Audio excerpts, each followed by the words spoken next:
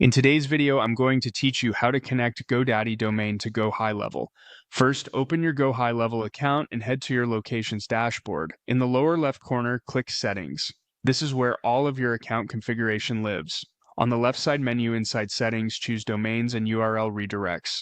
This section is dedicated to everything related to domains, subdomains, and routing. On this page, you'll see a few paths you can take. If you need a brand new domain, there's an option to purchase one directly. If you want to move your domain registration over, you can use the transfer in option.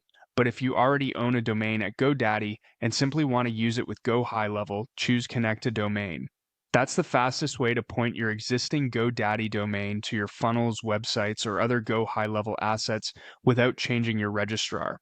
Next, GoHighLevel will ask what you're connecting the domain to. You'll see choices like funnel, website, store, blog, or webinar. You'll also notice options for email, WordPress, client portal, and branded domain. Pick the category that matches the experience you're publishing.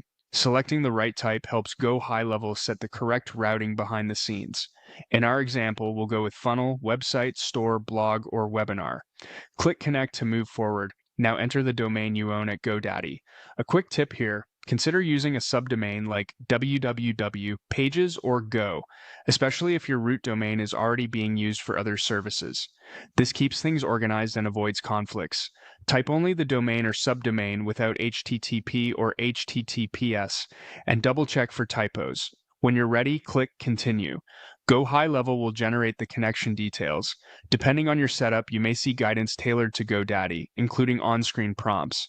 Follow the instructions exactly as shown. If you're updating DNS in GoDaddy, take your time to match record names and values correctly, and save each change before moving on.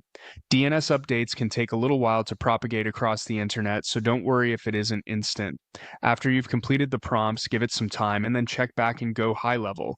You should see the domain status move from pending to connected once everything is verified. If it takes longer than expected, wait a bit and try again.